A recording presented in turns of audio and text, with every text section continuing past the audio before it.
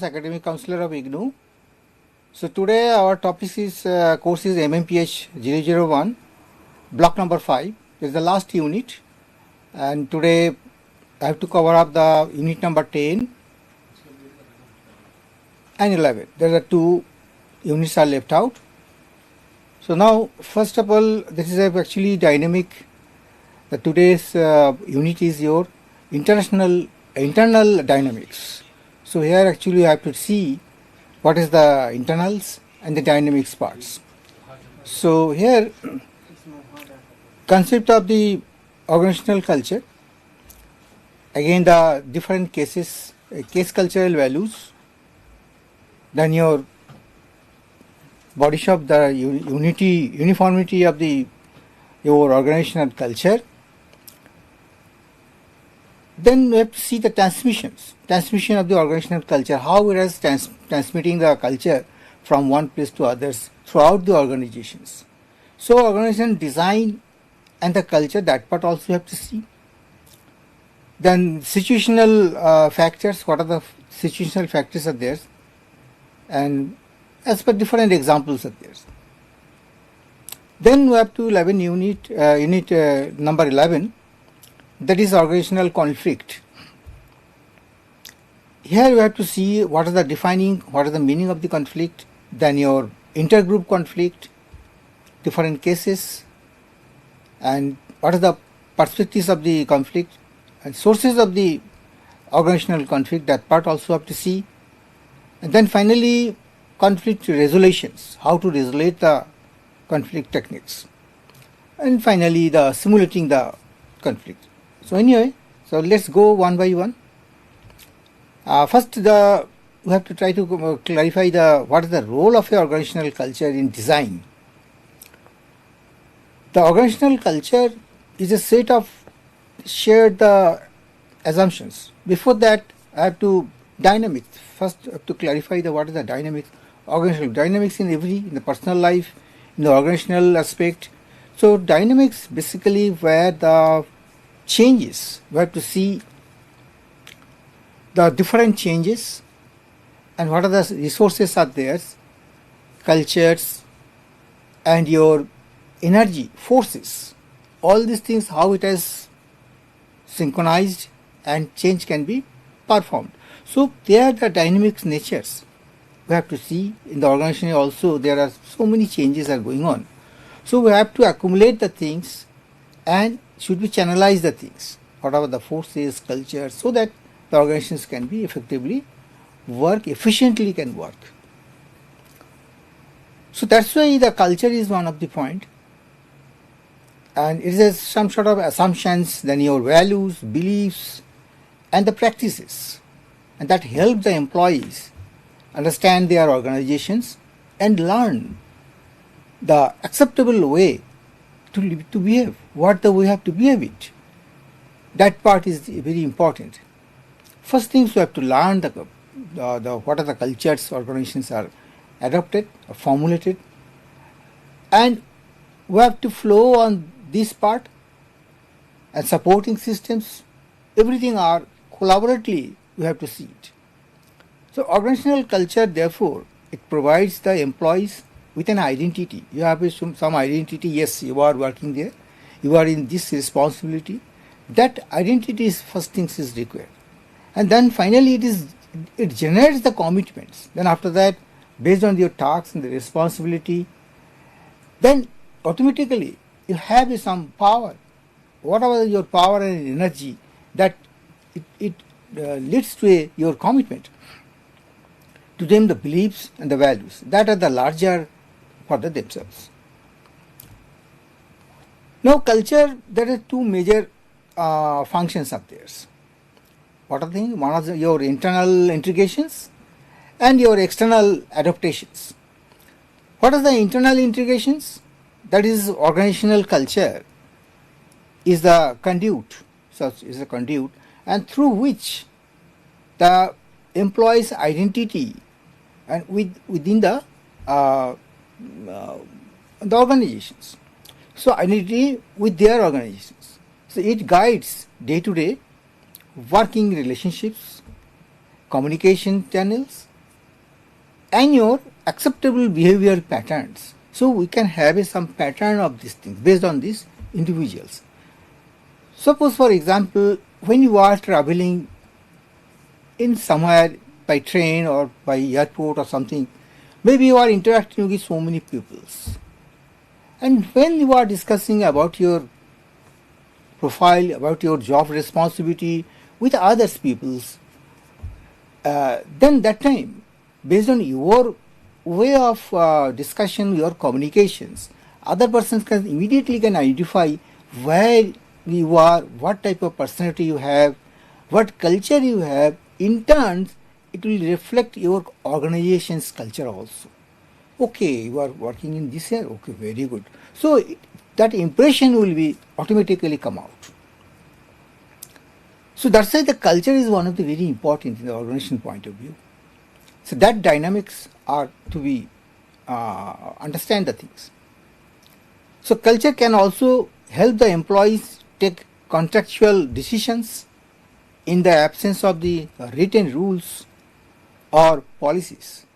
Immediately you can, if you have a good culture, energetics, are in dynamic natures, so your decision will be unique. Now coming to external adaptations. So culture actually helps the organization in meet its goal and guides dealing with the external stakeholders, because there are so many stakeholders. So if you have a good cultures and good personality and you are have a such a positions and your intuitions are very good, then definitely it will be towards the goals. What are the, it will guides your commitment, what things you want to do, and in turn your the stakeholders will also be happy and they can understand, yes, this is the culture of the company. So it can help the organizations respond to customers' needs or competitor strategies. So it will in turn, it is some sort of marketing, I can say it, advertising or provoking the customers also will happy, yes, this company's culture is very good, they have a knowledgeables, they're good personality, good dynamic companies. So that's why all these things are required. And very easily adaptation part can be easily can be done. Now your case culture values at Body Shop. There are so many advertising companies are there, marketing companies. They have a different way they have to publicize the things. So then Anita believes that the business could not only earn the profit but also uplift the society in the long run, because you have to see how much your product are acceptable by the social systems. So society, how far they are adopted your product. So that thing you have to build off, not only the profit and the money only. So that in the long run you can have in a business. So Body Shop had a unique story and was firmly interwoven in the organization's core values. In organization's core value will be reflected. The 5 core values are there at the Body Shop include, they are activating the self-esteem, then protecting our planet against the animal lustings, supporting the community, trade, and finally defending the human rights. So that is one of the core value of the Body Shops. Similarly, in every organizations or institutions, they should have some core values, and that values has to be propagated to the society also. They should understand the things. Yes, this is the core value of the things. For example, IGNU, the distance learning course, and there are so many courses are there, so many programs they have launched for the social development purposes. Those who are in the remote areas, they can also, this is all are the core values of these things. That's why this university is a very big university in the world nowadays, because there are so many dimensions are there. Now,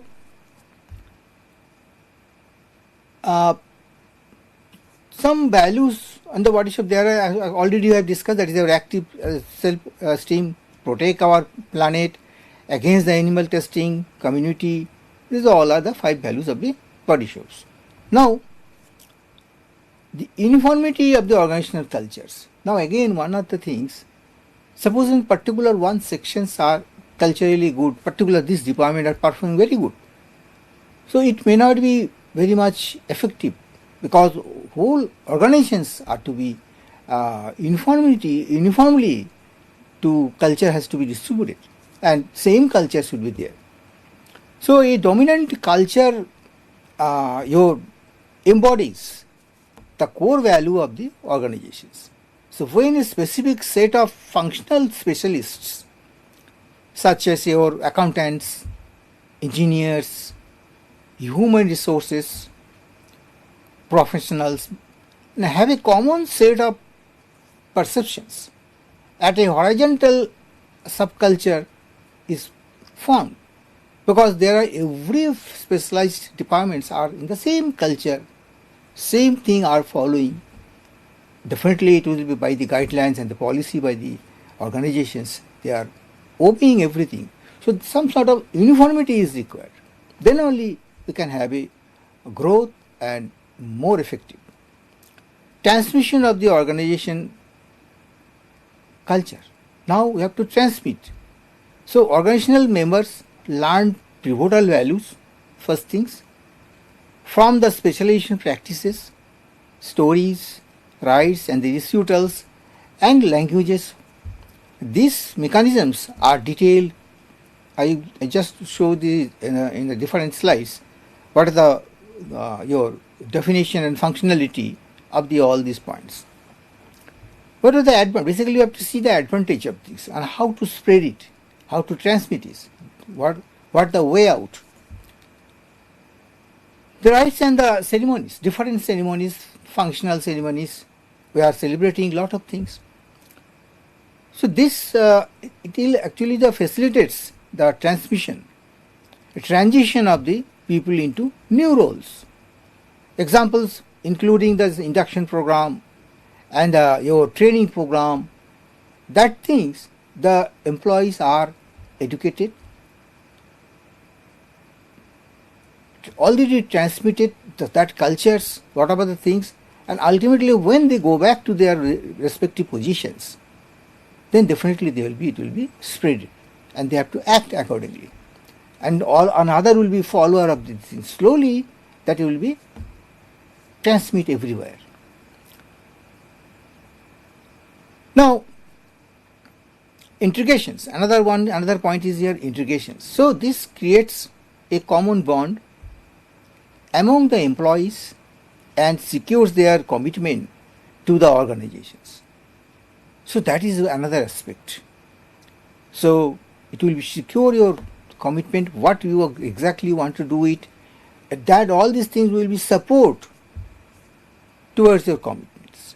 So office parties, get-togethers and other formal and informal gatherings can be taken as examples, because from these gatherings you have identified your positions. At the same time you can observe their other cultures also, where you are now, your positions, that automatically it can be transmitted to everywhere. Then another thing, enhancement. This facilitates the motivation of the employees to commit themselves to organizational values.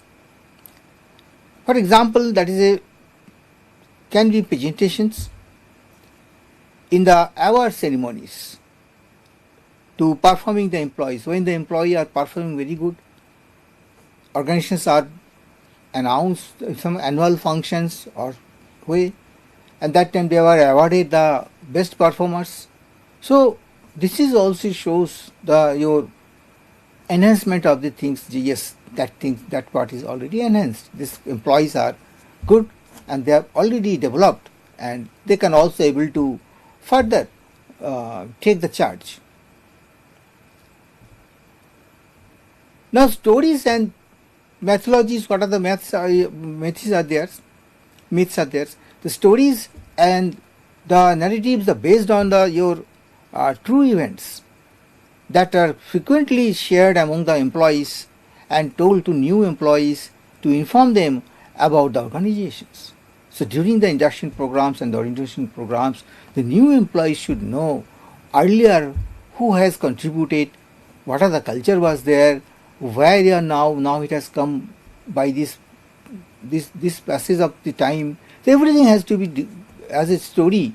They should know all these things.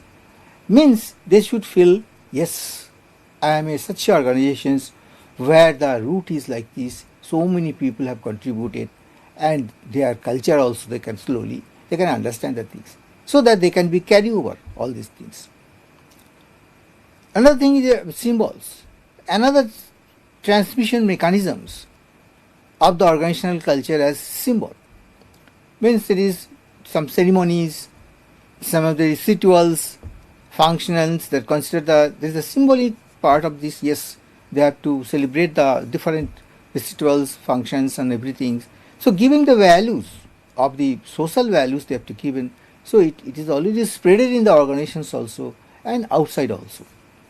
Language, that is one of the points. Language remains an essential element of the organization's culture, as it happens to be a primary mode of the communications, because you have to communications will be fulfilled until and unless you have to not work in the languages. That protocol has to be matched when you are conveying something, then only the transmission will be effective, and ultimately the receiver can take the things actually what has to be likely to be deliver the things. So language is one of the mode of communications for the transmitting the cultures. Then socializations is another aspect.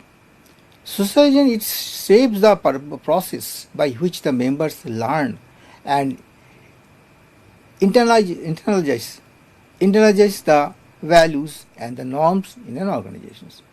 So for these internalizations, so then definitely you have to, socialization is also a part of these things. So initially they should inform every stages when the newcomers are coming, they should involve all the department by the rotations. They should know where the functioning is going on and what are the type of cultures there.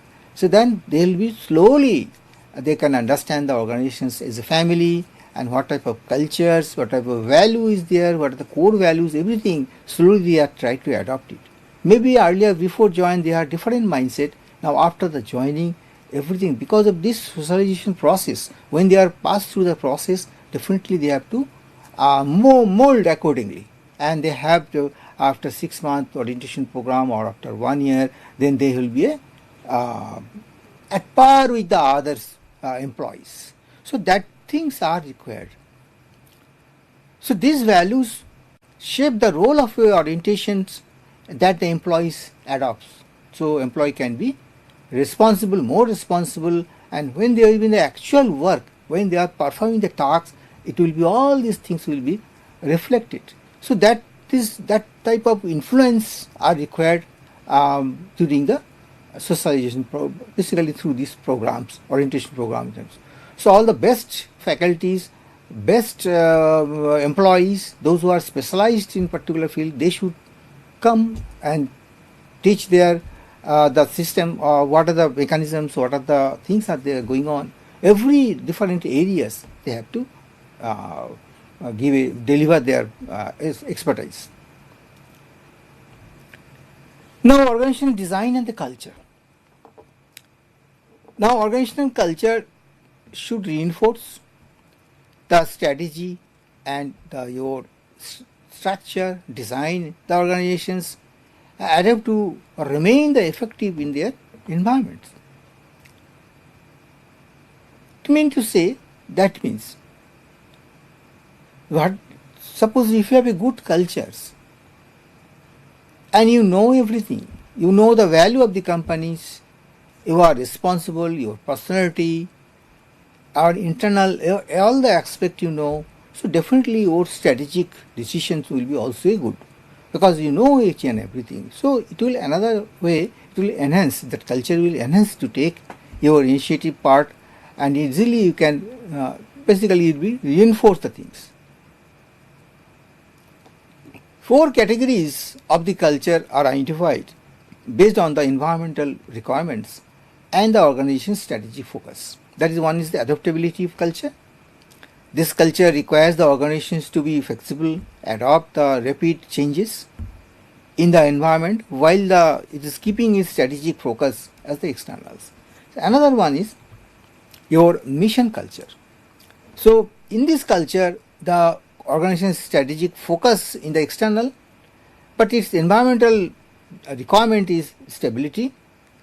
In a mission culture, employees retain the clarity about the organization's vision and mission of the, and ensure the profitability and the growth in the in a synchronous manner. The managers shape the behavior by the communicating a desired future state of the organizations. So manager role is very important as a change agent. He can communicate to the subordinate and the other way that this type things are likely to be happened. So you have to be prepared for these things. So that is the way, in a routine manner or periodically, you have to sit together and try to build up everything. So towards the mission, and this is the mission of the thing. So culture, through this mission, this part is there. It is everywhere you have to involve the subordinates. Then another is your current cultures. That is, your current cultures represents the family like organizations. So your organization is just like a family, and you feel you are belongs to that family. And in this culture, the focus of the organizations is internally. All the departments, head, HOD and managers are responsible to spread these cultures. This is so that homely atmosphere is required. And here actually the focus of the meeting employees, so that then can requirements and what are the needs, they can fulfill the sense of ownerships. They should feel the sense of the ownership. They have to own their jobs. And this culture is the important value is your nurturing the employees and helping them grow along with the organizations.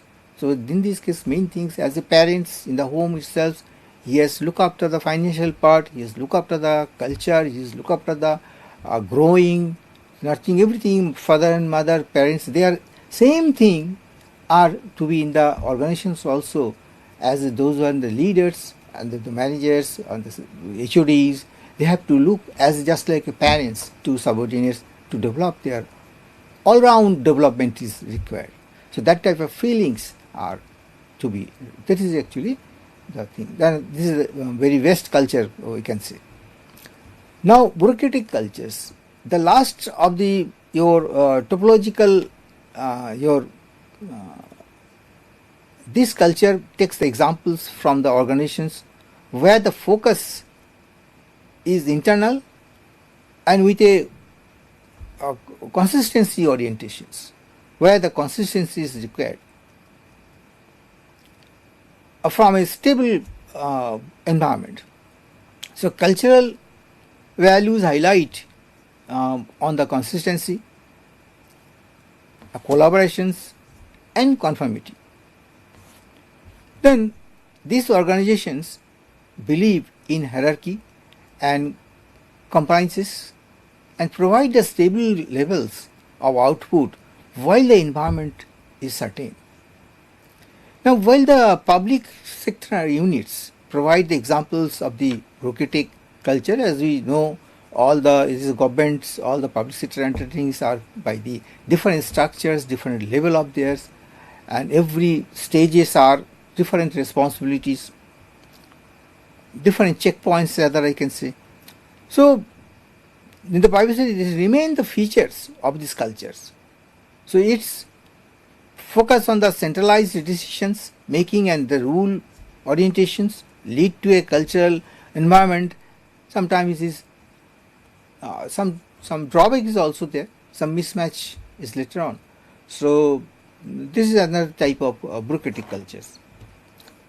Now Robbins and Matthew in 2008, he identifies the following situational factors that might lead to a cultural change. One is a dramatic crisis. A dramatic crisis is a perceived by your shock that may undermine the status quo in the organizations. It calls into questions and prevailing the values, norms and the work processes, and allows a dialogue for different set of values to take care of the crisis. So this is a different way expressions. I mean the dramatic crisis. Another is your leadership turnover. That is more important. Leadership in any organization, it plays a vital role in the shape for the organizational cultures, because leader only can make a shape of total cultures. Hence, a change in leadership may facilitate the imposition of a new values, but the new leaders need to have a clear alternatives vision in the organization's future for the employees to share the change of the cultural values. Leaders, through their vision, often perpetuate a dramatic change in culture, as can be analyzed. So leadership culture, leadership turnover is one of the very valued point. Now life cycle stages. Organizational life cycle can be divided roughly into 3 phases. There are growth stage, maturity, and finally it will be decline. So maximum change in the organization culture happens in the growth phase, because initial stage are before the maturity. You have to decide, you have to take some strategic plan that growth may not be continue. Maybe after certain time it will be start decline. Before that, you have to take care what to do and how to create new things. So new opportunities for the culture, that type of management is required, so that the business, before the business for the closure, crisis management, retrenchment, etc., so that the crisis management should not be occur. So have to careful about these things. So that's why any changes that should be in the growth stage is the better things. After in the maturity stage, it may be little delayed. So that's why you have to take some things. So age of the organizations, cultural change is likely to happen in younger organizations, and such changes in the normally accepted within the first 5 years of the organization existence. Size of the organizations. In modest size, organization culture changes in relatively easier due to clear channels of the communications and the visible transfer mechanisms. It is also easier for the management to reach the employees, to disseminate any change in cultural values. Now, strength of the current culture. So weaker and dysfunctional cultures are more amenable to change them strongest to stronger ones. A strong culture is established in the organization's identity and perceptions in the mind of the stakeholders, and hence the change becomes difficult. But those who are weaker company, so their cultural changes are very easily you can adopt, you can do it. Absence of subcultures. So subcultures create a diversity within the domain the dominant cultures fabric of the organizations. What are the fabric has already I think already fabricated. I mean the already exist. So their subcultures or diversity are very strong enough, because if it is not there, then definitely it will be a problem. So as subcultures derive the identity from the dominant cultures, they resist any change therein. So hence the persistence of the subcultures may preclude the possibilities of the culture change in the organizations. Now, can cultures collide? So as the cultures result, rather than the creating the organizational identity, they also create an image of the company for both internal and external stakeholders. So these unique organizational identities may collide in case of the mergers and the acquisitions, because when the merger and acquisition part is developed, I mean by the agreement, then definitely it will be collide, because their culture is different. One, suppose company number A and company B, so different cultures there. When it is collide, difficulty arise. So for streamline the everythings, somewhere you have to adopt the thing. So organizational leader can minimize such culture coalitions by the conducting a bicultural audit. But after the audit, they can decide, yes, this culture is good. So which are the best cultures has to be remain, and other things have to be eliminated. So this is the way it is mutually, by mutual understanding, you have to do it. So the audit involves the identifying the strategies that can be best provide a bridge between these different cultures, for different cultures that become together as a merger and acquisitions.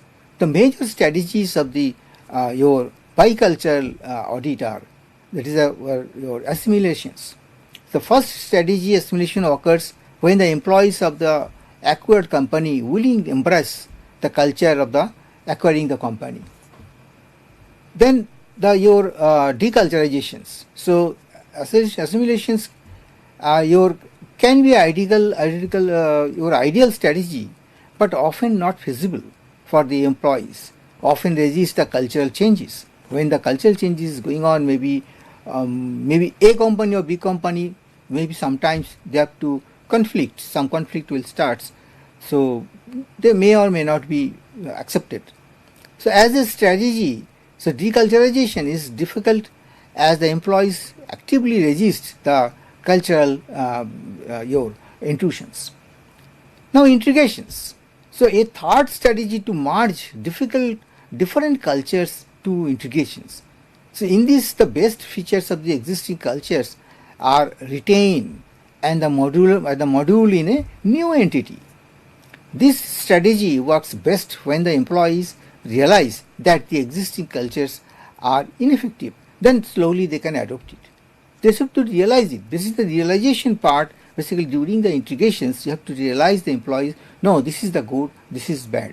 So this is wrong and this is right. That part has to be realized it, and they have to accept it. Then separations. The separation strategy occurs when in the merger and acquisitions, the transaction companies agree to remain the separate with the minimum exchange of cultures or the organizational practices. This strategy is adopted when the companies are in unrelated industries or even in the different countries, because the product is different product.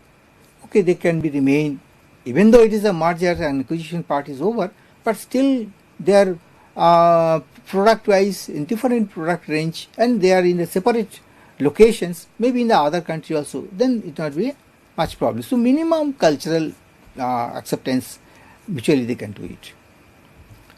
So now coming to your conflict. Now coming to your conflict, the definition of the conflict, then their intergroup conflict, and so on. As we know, the common understanding, the conflict is a behavior whereby the members are in an opposition of the other members. Conflict, basically disagreement, basically disagreements.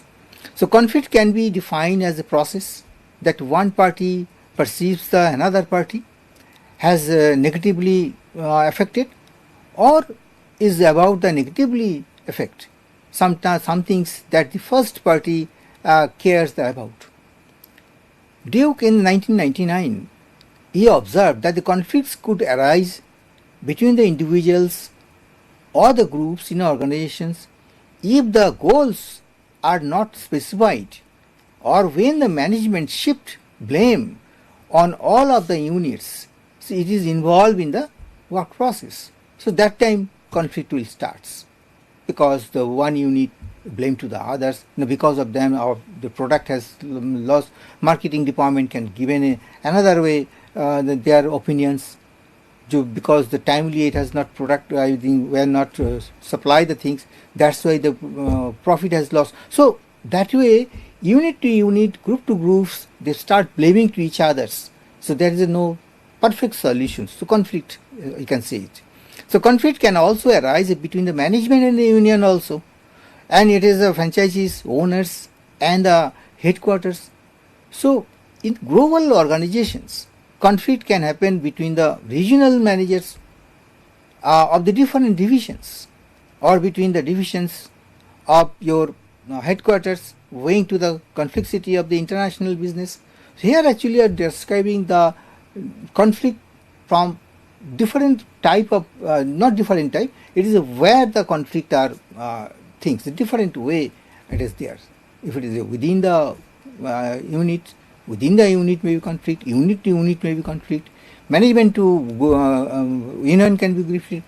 Internationally, there are two managers can be also globally can be conflict. So everywhere it can be a conflict will be there. Then, now the two predominant views of the conflict are the traditional and your internationalized views. There are two views are there. Then your traditional view of the conflict is a negative and assumes that all forms of the conflict are bad. Traditionally, we know that conflict means this is a bad, negative senses. We are taking it. So, detrimental to organizational effectiveness. Basically, it will ultimately we have to lose, have to derail from our objectives sometimes. So that's why the conflict will be escalated. So this approach treats the conflict akin to violence and the distractions. Sometimes it can be. So now interactionist views, it takes a more rational approaches to the organizational conflict, and in organizations without any conflict can fall into the danger, in the apathy, and become non-responsive to change. Because now we are coming about for the change process. Sometimes conflict are welcome, because conflict is required. Then only you can have equitably you can do it. Now organizational sources of the conflict, that is one of the goal incompatibility. Because what are the target is there, the goal is there, so it is not compatible. It is not, I can say that it is not feasible or not reachable at all. The goals of the different departments and the vertical reflections of the specific objectives that members are trying to achieve. The conflict arises when the members in the different departments perceives their respective goals to the mutually exclusive. Means they are not jointly thinking the things. Individually they are saying how fast I can reach things, what the way I can. They are without any support or without any collaborating way, they are not doing it. So that's why it is sometimes exclusively, not rather than you have to jointly have to do it, mutually have to do it. If you are separated things, as a team you are not working. Even in the football or cricket we have seen, even in the football especially, you see when as a team, if I say I have to score only, I have to in the penalty, my should we go in the penalty. So that time he is just struggling, but he is reaching there, but he is not final the record. So in time you have to pass on the ball to the others so that he has a more comfortable position. He can strike the goals very easily. So that things you have to see, by mutually you have to see how ultimate aim our to goal. So to reach there basically. So mutually have to do it. Limited resources as another your obstacles resistance. I mean you can say because of that sometimes the conflict will start. Limited resources such as time, your equipment, human resources, finance, and other often the limited in the organizations. The resources is very limited, budgetary problems, financial problems, maybe the manpower is shortage. There are so many aspects. So competition among the departments sometimes, the employees, those scarcity of the resources became a frequent cause of the conflict. Another is task interdependence, because some of the tasks are dependent on the others departments. So task interdependence refers the dependence on one on the another of the materials. So material resources or some information, you have to wait for some of the information, then he can start the works or something. He is not stuck up, he has not planned, I mean he cannot proceed further. That type of situations, it is create some problems, conflict. So as the interdependency increases, suppose it is increases, that type of things, so the potential for the conflict are also increases. Now one-way talks depend on them. Suppose the one-way talks interdependence, the prospect of the conflict increase immensely when one unit is unitarily depend on the others. So it is some critical issues will be developed, because until and unless they finish the other jobs, he cannot start at all. So that is it will create some of the problems. So one-way task dependence. Communication distortions, that is one of the main culprit. I mean, say because of the conflict will start. The frequently cited the source of the conflict is communication difficulties. These difficulties are often found in the vertical top down, because whatever the top level has informed or instructed, that is not reached actually to the down levels. Maybe somewhere it is missed, or some things are not circulated properly. Maybe the communication problems, maybe the informations are not in times. So these difficulties are often found in the vertical downtown communications. But horizontal communication is not without its share the difficulties. In this communication is not transparent, because sometimes it is not transparent also. So then the different departments will know the less about the work of their counterparts. So what the other department is going on, so sometimes they are not aware of all these things. So because of this, sometimes the conflict will start. Now another sources of conflict is high or horizontal differences, because the greater the differences between units, the greater is the likelihood of the conflict. If the difference is more, definitely it will be conflict will be more. So if the unit, it may be in the verticals in an organizations are highly differentiated, so that tasks and they do their micro environments, so will be very dissimilar. Now status incongruence. So conflict is often stimulated by the ignoring the perceptions of the different departments and the units of not being given the requisite status in the organization structures. So that sometimes different when the organizational structures, it is not defined clearly what type of things. So sometimes it is ignorance or something not accumulated properly. So because of that, sometimes the conflict will start. There are so many other things are also there. Heterogeneity of the members, then your role, your dissatisfactions, and your some defective formalizations, because the formulations are not properly done. It is not explained earlier also the units.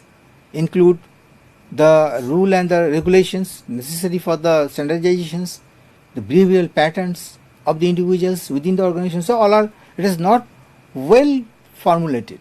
Main things, it is not well formulated, that's why the conflict will start. System of the decision makings. So every decision making, there is some system, some process is there. If it is not there, in any organizations, the system of the decision making process is extremely important. Hence, these systems needs to be streamlined, and the employees who are authorized to take the decisions of the administrative, financial, and your resource related issues should be identified and clearly informed to all units, departments, and teams also. This will help to avoid the confusions and reduce the conflicts. So it is the most important. System decision making are really, you have to take care of all these things in any organizations so that the conflict should not be arise, because that is the final things. If the decision making is wrong, so everything will be wrong. So in turn your effectiveness will be lost, your profit will be lost. So it is a chaos. Altogether it will be a problem. Now see the resolutions, how to resolve all this conflict. Now so far we have seen the different type of conflict and the sources of the conflict, from where the sources of conflict are coming, and the nature of the conflict also. Now you see the techniques and the necessity to reduce them and minimize the ultimate aim. We should reduce the conflict and minimize the things, because 100% conflict it is impossible. You cannot. It is inevitable, because the conflict will be there, but some extent you have to reduce it for the betterment of the company. The necessity to reduce the things. So Robbins and the Matthew in 2008, he highlighted some of the points, how to resolve the conflicts and techniques also. Superordinate goals. Superordinate goals are basically that can be achieved only when the conflicting groups come together and strive to achieve a common objectives being respective. So main thing here, you have to search, you have to strive the common objectives, so that objective will be acceptable by all. Another is reduce the interdependency, that you have to reduce, so that it should be self-sufficient and without any minimum help you can proceed. So that thing between the units, between the units, mutual interdependency and one-way interdependency between the verticals and units create a potential for the intergroup conflict. So coordination positions help reduce the chances of such conflict, acting as mediators between the conflicting departments. So as a mediator, you see the both units work and the goal of these objectives and everything, so that somewhere you can manage it. So as a bridge, you has to work it. The mediator is very much required, so that both the unit can be served at their objectives and align with the objectives of the company. Expanding the resources, that is another aspect. It is very easy, because where the crisis of the resources is very less, here now you expand the resources. You try to explore so that your resources can be fit to sufficient way. So organizational conflicts often occur over the scarcity of the resources. So it is easiest to often the ideal manner to resolve such conflicts is possible expansion of the resources. This expansion as a conflict resolution technique is extremely successful as to satisfy all the stakeholders involved. So you have to expand the resources as much as possible to reduce the conflict, and at the same time your stakeholders should be happy enough. So mutual problem solving, that is another things. So sit together, and one or more practical approaches to resolving the conflict in mutual problems solving. This technique requires conflicting groups you have to make some groups to come to face to assume the responsibility, and they have to discuss where the shortfalls, where the problems, and how to help to each others, and for the solution, basically for the solution. The problem solving attempts to focus on the positives by the highlighting the commonly held views of the all parties, because every parties have a different viewpoints, and there are some limitations are there. So considering all, you have to take some of the common path has to be decided, so that overall efficiency can be maintained. Now another is your appeal systems. This is a formal channels for the grievance can also help the redress the conflict. A proper and the formal appeals systems in the organization would act as a sound conflict resolution techniques. So you should have some system where the grievances can be addressed in a fast track levels, so that if as much as possible you have to give some solution. Don't give it different dates or different meeting to reduce the things, maybe 1 or 2 sittings it can be solved. And level of in the grievance in the systems, level of the resolutions levels, those who are the committee or something, their level should be minimized. It should be hardly 2 or 3 levels and can be finalized. If it is so many levels, then it will be again the delay.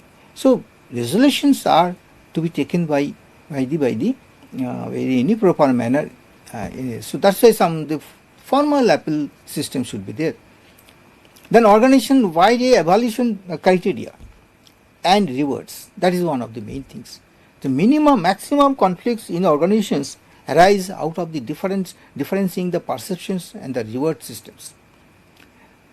Pay scales, ambiguities, salary differences are there. The conflict will sometimes the individual conflict will start. Somebody is senior, somebody is junior, but package is different.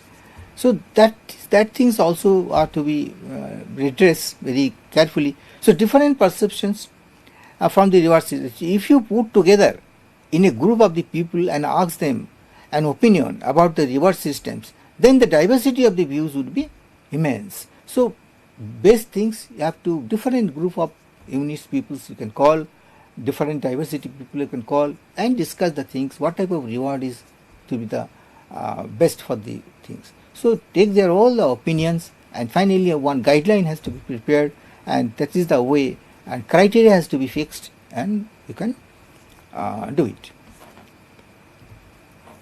Very high or low level of the conflict can be dysfunctional, and they created the resistance of the changes. Because when the changes, any changes happen, so resistance will automatically come. It is by virtue of the human tendency.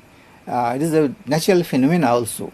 Resist fast, then before the realization things. So that's why you have to campus, you have to advertise the things, you have to advocate the things. So manager are to be responsible for as a change agent. They have to do it. They have to awareness. They have to counseling and all these things. Part is required to reduce the things. So constructive conflict is increasing the productivity of the employees by allowing them to think differently. Then formal and informal communication is also required. Through this way you can reduce the your things. So communication distortions, what are the differences are there, if any gaps are there, that you can take it, some of the formal information, some of the informal information, both the things are required, and enhance the communication manipulations to stimulate the conflict needs a very careful treatment.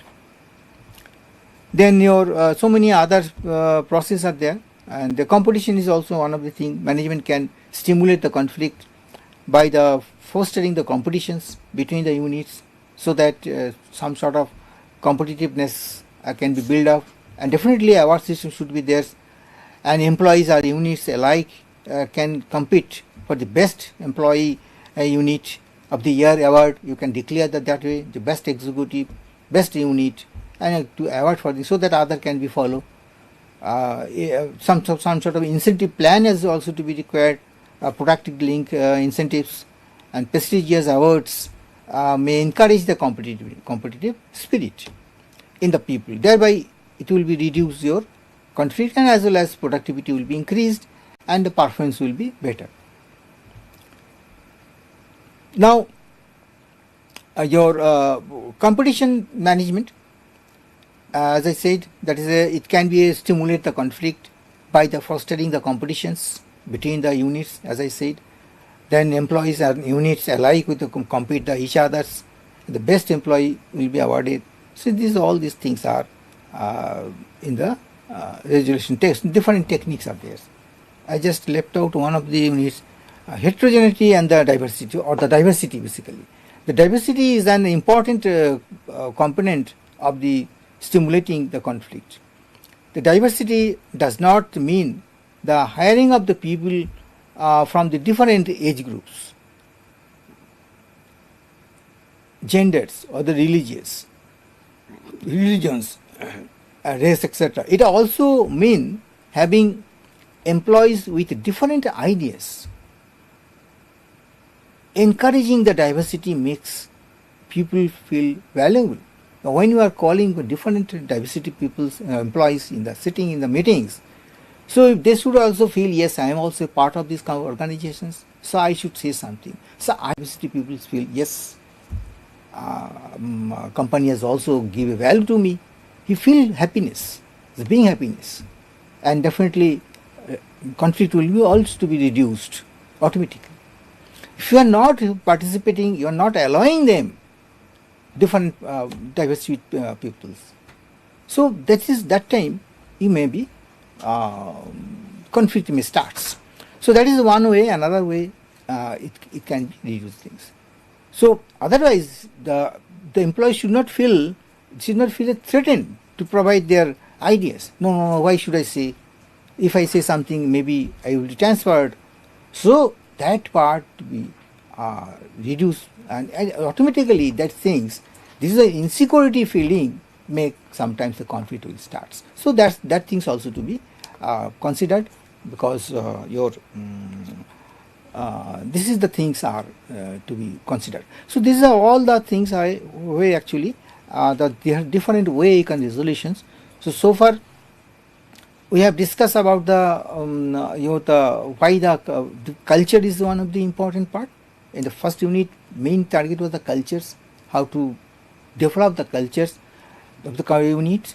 That is the way you can have some of our internal dynamics can be fulfilled. It will be good company, that reputation will be there, how to develop the things, and after that the units, that is your conflict.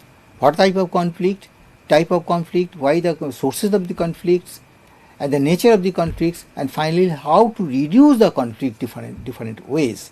And there are so many things we have discussed today.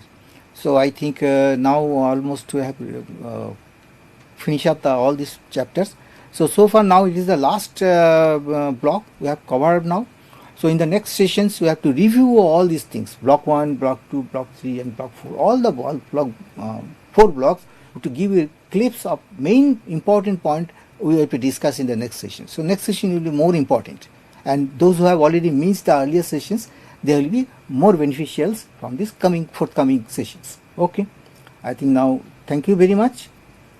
I can cover up all the points. Thank you very much.